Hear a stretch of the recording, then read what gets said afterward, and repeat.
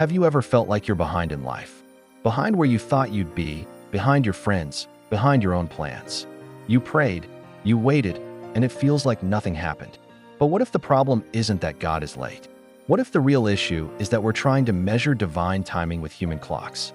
We live in a world of instant everything. Instant messages, instant deliveries, instant answers. Waiting 5 seconds for a web page to load can feel unbearable. So when God asks us to wait for weeks, or months, or even years, we naturally assume something must be wrong. We start questioning ourselves.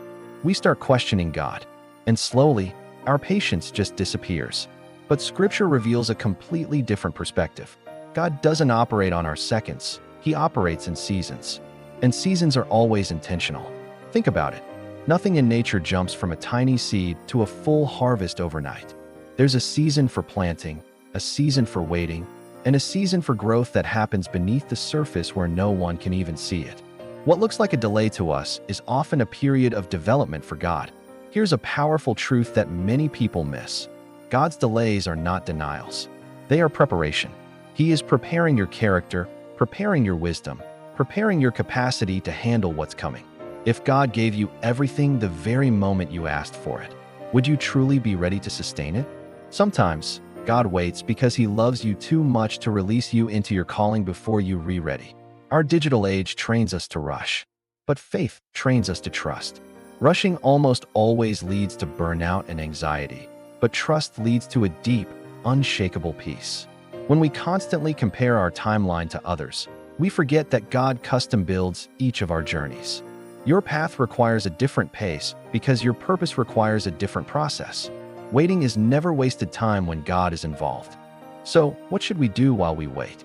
First, release your need for control. Stop trying to force open doors that God hasn't opened yet. Second, rest in alignment. That feeling of peace is often the confirmation that you're still on the right path, even if it's a quiet one. And third, stay faithful in the small, everyday acts of obedience. What you do while you're waiting determines what you can handle later on. These waiting seasons are not passive. They are powerful.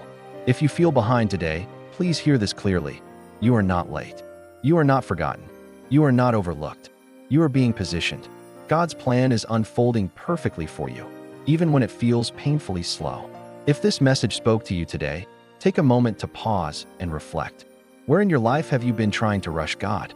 Let me know in the comments by writing, "I trust God's timing." Share this video with someone you know who's struggling to wait. And be sure to subscribe for more faith-filled wisdom for real life. Remember, God's timing is never wrong. It's just rarely rushed.